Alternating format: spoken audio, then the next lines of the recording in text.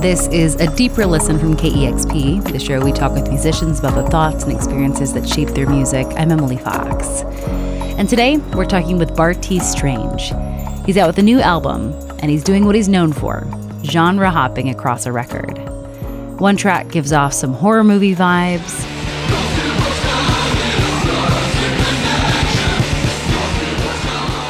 There's the alternative rock you expect to hear.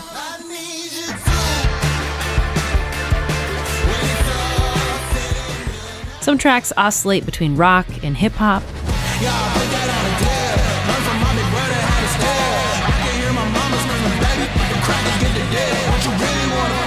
There's a poppy ballad in there.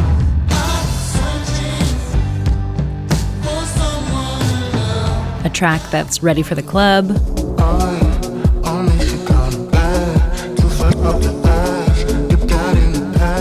And a moment that sounds like it came from a Fleetwood Mac album.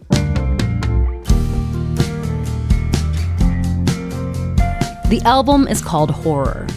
I caught up with Bartees Strange to hear how this theme of horror and fear comes up on the record, and how he's feeling more comfortable, more empowered, and more himself than ever through the process of making this record.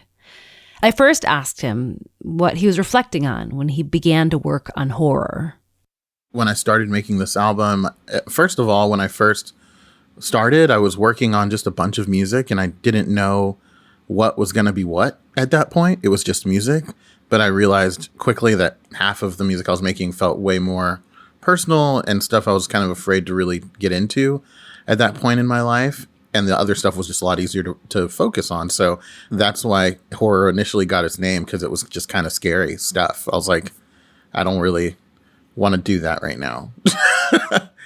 Well, I was reading the bio around this album, and I'm going to quote the bio here. It says, Bartees Strange was raised on fear. His family told scary stories to teach life lessons, and at an early age, Strange started watching scary movies to practice being strong. Horror is an album about facing those fears and growing to become someone to be feared. And so I've got two follow-up questions here. One is, like, what kind of stories would your family tell? My family, they're all kind of, black folks from the South.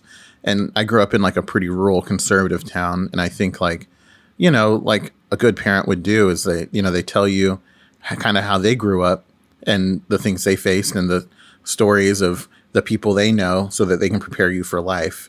And those stories were just like so scary to me. And I was like, oh man, like, I don't know how to do this. Like if life is really this scary, I don't think I'm going to make it. And then I started watching horror movies because I was like, well, this will kind of help me be better at being scared. Because I was like, I'm not going to not be scared. Like, I'm just going to be scared. But maybe if I get good at watching like scary movies, like when I am scared, I'll be able to be clear-headed. And that's like kind of like sixth grade brain, I think. But I fell in love with horror movies through that. And I watch them every day. I love scary stuff. So, but anyways, that's kind of like what that was, Yeah.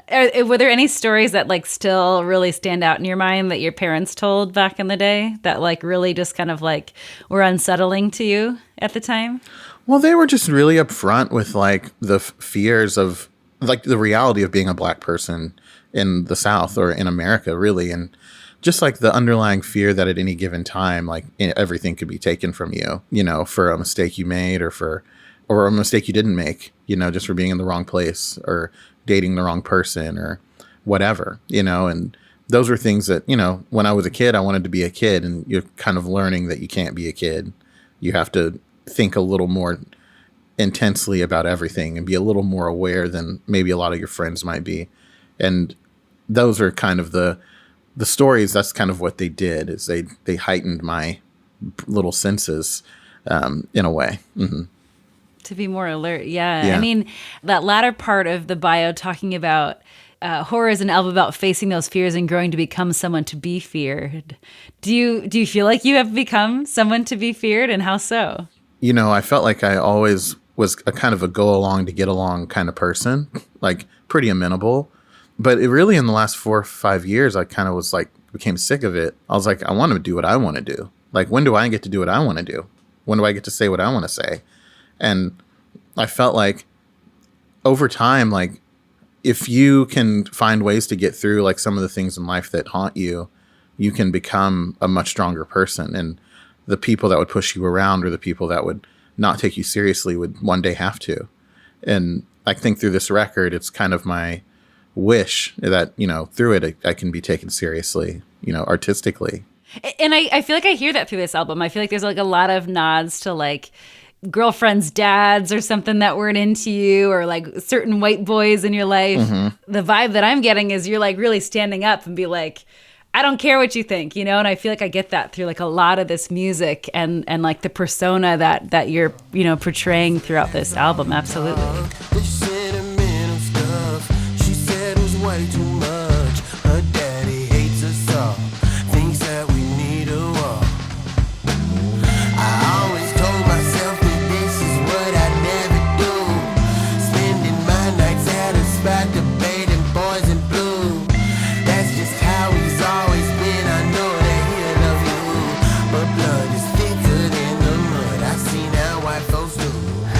Now I'm up on the ceiling. So, I mean, when you were thinking about this album and horror and fears, were there specific fears that really came to your mind that are still kind of haunting you? Oh, I mean, it's like the fears of honestly getting older. It's like you start like I'm 35, and it's like the song Wants Needs, for example, on the record. It's a pretty, I think people would hear it and think it's like a love song, but really it's a song about my realization that, I used to make music just for fun, but now like I need fans. Like I need people to like what I'm doing for me to keep doing it the way I want to do it. And that's a weird thing to grapple with. And so it's about wants turning into needs over time.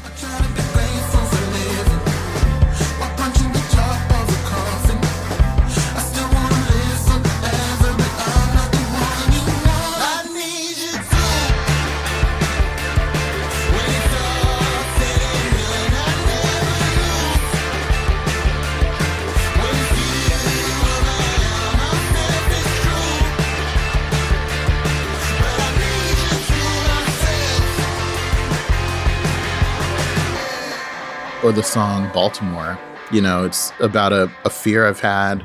And as I've entered my 20s and my 30s now, of just like, so where's like a safe, affordable, nice place to be a person of color and just have a nice life, like where's an affordable place to do that, that's diverse. And, and you start to look at all these cities that could work, but nothing's really perfect, and that's one lesson of life and the song. But I live in Baltimore now, and I love it. So it's an amazing city, and it's kind of like a place I feel like I've been searching for my whole life, and now I live here, and I love it. So it's like it's a fear that I've grappled with, but I feel like I'm kind of easing out of, where it's like, okay, like now I kind of found like I found a place where I can fit. When I think about places I could live, I wonder if one's good enough to raise a few black kids. So, those are a couple songs that are good examples of that. Or the song like Too Much, where the song is purely about just being overwhelmed. And that's like why I made it the first track of the record, because I had all these songs and I just didn't even know where it was going to go at the time. And Too Much was the first song I wrote. And it was just like, I don't know what to do with all these feelings or all these songs or my life or myself. And here is all of it in 3 big stanzas, So the song's like split up into thirds and kind of sonically lays out the pathway for the album. I'm gonna show you.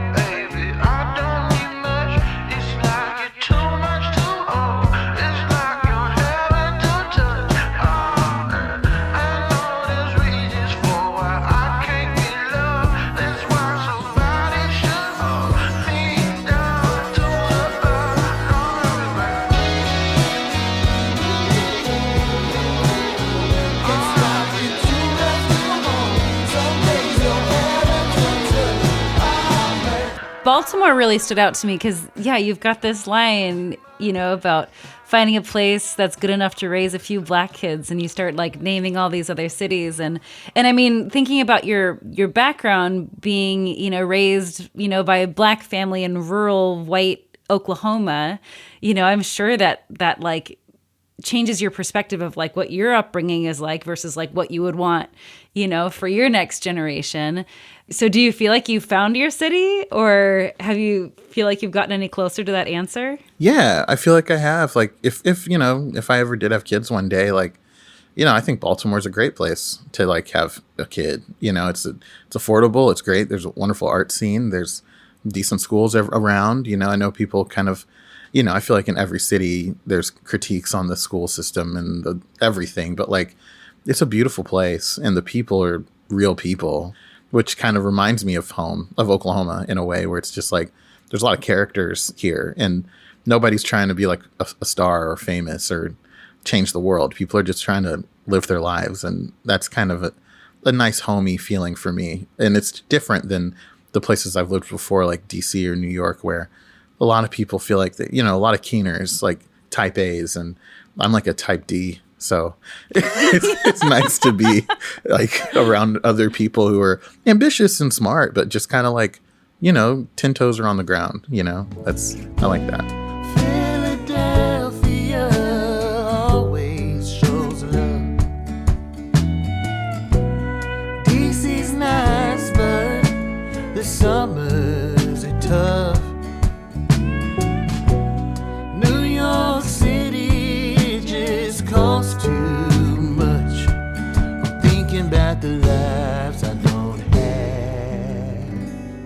So I feel like this theme of horror fits so well in your song "Hit It, Quit It." Like I feel like the chorus, especially at the end, like sounds like it's coming like from a horror film.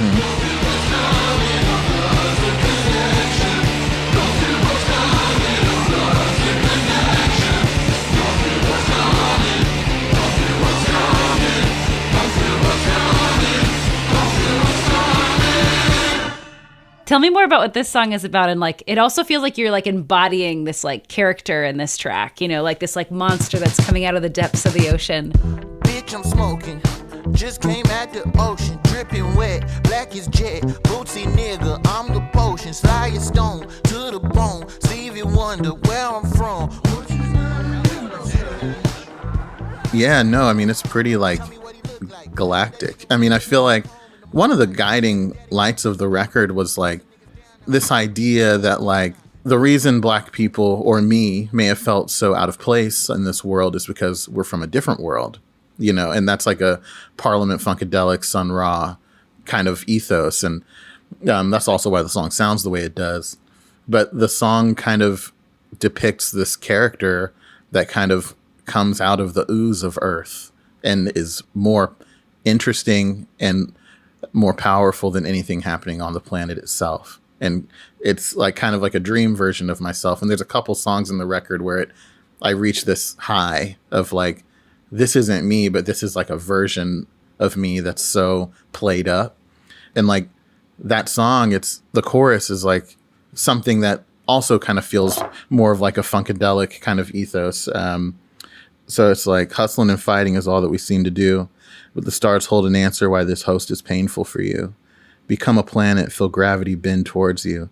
Don't fear what's coming, our blood's the connection to truth.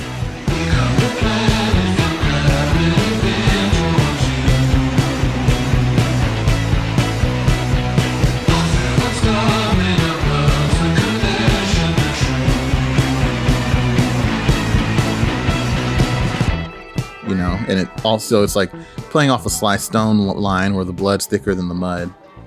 I'm talking about a family's connection to each other, even though they're dysfunctional. Blood's thicker than the mud. It's a family affair.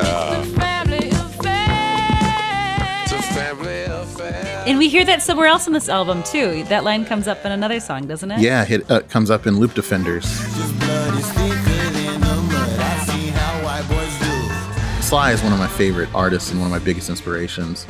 And also, this idea of people of color, black people being intergalactic beings. And once you realize the power that's inside of you and why this host or this body or this world is painful for you, you can kind of step outside of it and be larger than life, become your own planet, have your own gravity. Things begin to swirl around you, you know?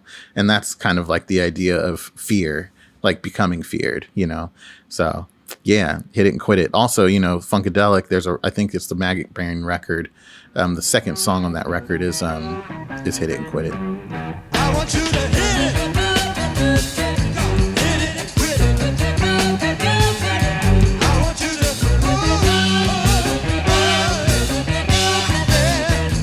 oh mama, hit it. Hit it and quit it. So there's a line in your song 17 that I want you to elaborate on. It's, sometimes I don't know where I belong. The first time that I felt impending doom was realizing I'm too black for the room. I was pushing it down for you.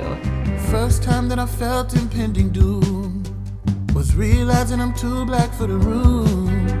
I was pushing it down just for you, for you.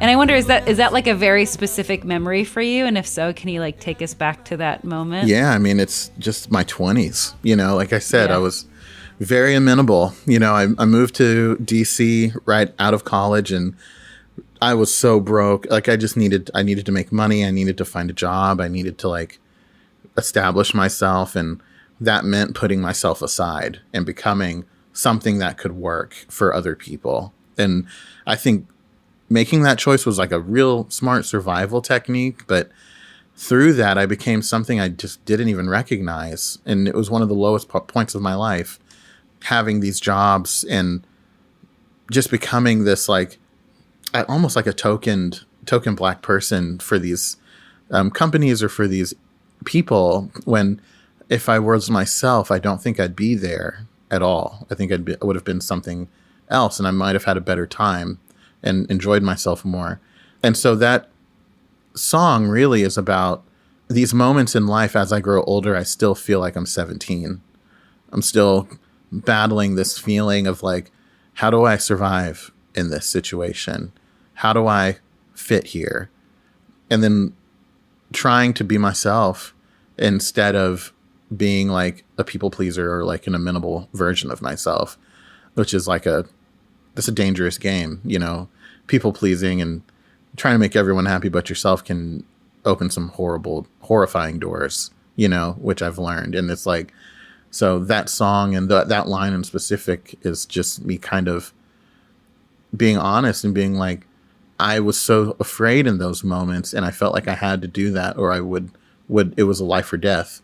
When really it might have not been a life or death. I could have maybe just been myself, and it might have been okay. But I wasn't there yet, you know. And that song kind of is just grappling with those feelings.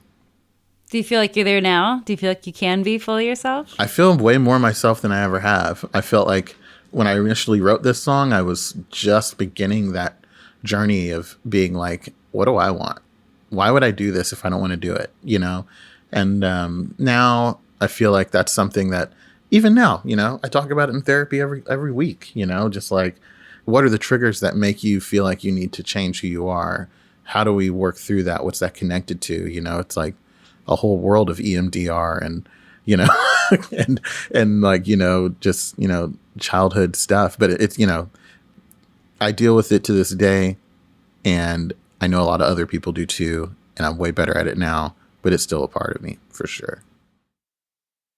You've talked a lot about how it was important for you to see TV on the radio for the first time, and like seeing like a black frontman, you know, front a successful alternative rock band. And you've said, you know, how you want to set an example for other black aspiring artists and show that like there is black representation in indie and alternative rock scenes. And it has me wondering too, like about your mom, because I know that your mom was an opera singer, you know, like a generation before you in what also is a very white genre. And I wonder, like, do you and your mom ever talk about this kind of stuff of just like where you fit in each of your, you know, music genres that you've become involved in? Not so much, but it's almost like I had a training in it just by watching her live her life, because she was always the only one, and she would just stand up there and crush it every time, you know, and be overlooked and not get paid enough. And and people would, would not respect her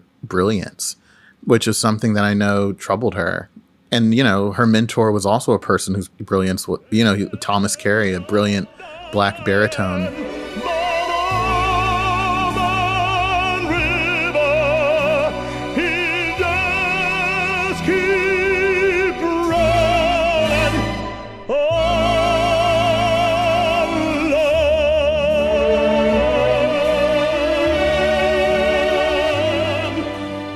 One of the earliest, and no one really respected the extreme brilliance of Thomas Carey. And I think that might be why I have such a chip on my shoulder now about being recognized or having a career, because there's just so many challenges to being like a black artist in a white space. And there's no shortage. I mean, you could find people writing about that since forever. Like, that's not a new idea, same thing with like women, trying to break into the corporate world or any other artistic form, like same thing, or like Native artists, queer artists. I mean, this is, we've all talked about this till we're all blue in the face, like everyone's heard these talking points. But, I definitely, I grew up watching my mom do this. And when I go on stage, I carry that with me. Like, I think about my uncles who can sing. I think about my mom who's the greatest vocalist I've ever seen in my life. 2 years ago, Jack Antonoff asked me to come and do like his Christmas show. And I was like, oh, can I bring my mom? I want to do a duet. And he was like, sure. And watching my mom sing in front of all those people and everyone lose their mind, I was like, yeah, like she's the greatest vocalist I've ever seen in my life. So hush, little baby, don't you cry. One of these mornings, I'm singing. It is unreal. For this 5'2" lady, and she's a freak, a legend in North Carolina. Everybody knows Donna Mitchell, and it's like, I feel like I exist. I have my own things I want to do, but a lot of it is about honoring my mom and Dr. Carey and Uncle Amos and, Uncle Bill, all these people throughout my life who I felt like were looked over. And that's like whatever, that's what it is.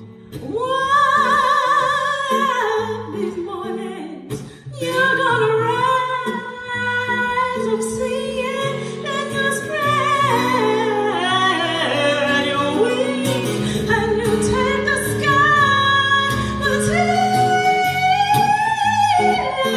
nothing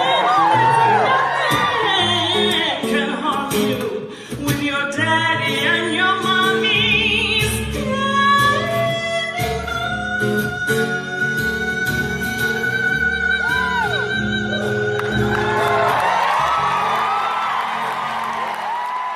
So you have this really nice line in the final track of the album called Backseat Bantin' that seems to kind of tie up the album theme of horror. And you say, being scared has made me bigger now, bigger than I was. The darkest side of waking up is seeing what I've become. Being scared has made me bigger now, bigger than I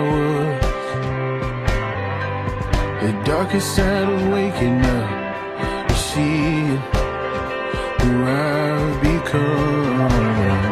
Can you elaborate a little more on that line? Oh my God. It's just realizing there's so much more work to do.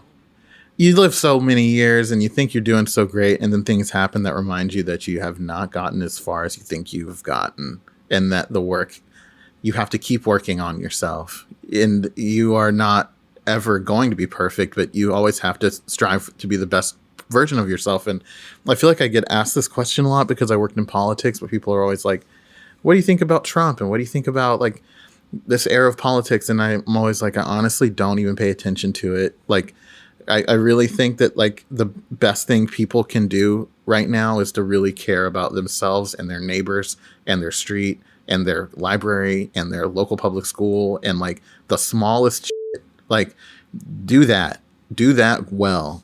And if enough of us do that, it will multiply. I feel like way too many people want to change the world. Not enough people want to take care of their neighbor.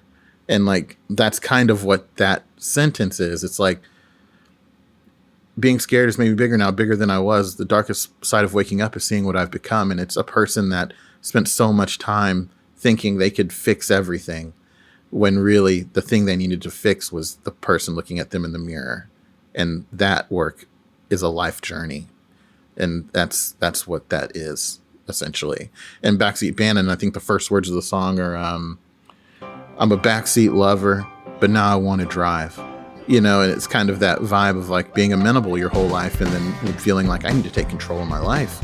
You know, like I need to really control it, myself, my actions, my impact. Like I need to have more control over that. And so, yeah. I'm a backseat lover. Now I want to drive in the back of a Cutlass. Lived a whole nother life. Never ran from no other. They were dying inside. Live a day in another's. Might have lost my life, and now I'm staring down the edge again. Future's got a sketchy grin. Should have got the wheel spin. Look at me now. Just to wrap things up, is there anything else that you want to say about this record that we didn't get to? Yeah. I made this record and it's kind of like if you go and watch a scary movie by yourself, it can really scare the shit out of you. But if you watch it with 500 people, it can become a comedy. Yeah. I love that about the theater sometimes. You know? It's like, oh, we're laughing. Okay, good. Thank God. Yeah. And this record is that for me. It's like by myself writing it, horrifying. But I feel like when it's something that like a lot of people, there's so many themes that people can relate to in this record, and they all probably feel a little bit alone too. But when they realize that so many other people feel the same way, I hope that it can become something that we all just kind of laugh at and move through together. So, yeah. I love that. So my final question is, KEXP, we're all about music discovery. So we would love for you to give us a music recommendation. What's a song that's not yours that you just like absolutely love? Like something that's just like stayed with you through your life or something that you're just really loving now? Oh, I mean, well, honestly, one that stayed with me through my whole life is Family Affair by Sly Stone. But for one, like the lyrics of the song are really cool. But for two, it's like I've always had this feeling about Sly where I'm like, oh, he's like the Wario version of Stevie Wonder. He's upside down Stevie. It's like where Stevie is pristine and clean and perfect, Sly is raw and messy and perfect. And that song is the best example of that ever, where like the vocal is so loud and so dry and so weird, and the music is so good and nothing is repeating itself. It's just a band in a room. It's really amazing. Like the magic that's captured in that recording. And it's a song I come back to like so often. Like it's just a superhuman song by a superhuman. Mom loves the both of them. You see it's in the blood. Both kids are good and bomb. Blood thicker than the mud. It's a family affair. It's a family affair. It's a family affair. It's a family affair. Well, I've been speaking with Bartees Strange. His album Horror was released on February 14th. Thank you so much for your time today. It was such a delight to talk to you. Yeah, thank you so much. I really appreciate it. That's just how he's always been. I know that he'll love you, but blood is thicker than the mud. I've seen how white folks do. Now I'm up on the ceiling. I'm a demon. I'm the thing that you put on the shelf. You tie me up for a reason. You run, you hide, but the cops from the inside. And that was a deeper listen. Before you go, please subscribe to this podcast, rate it, and review it. Those little things go a long way in helping spread the word. You can also help financially support this show by giving $6 a month at kexp.org/deeper. And thanks for taking a deeper listen.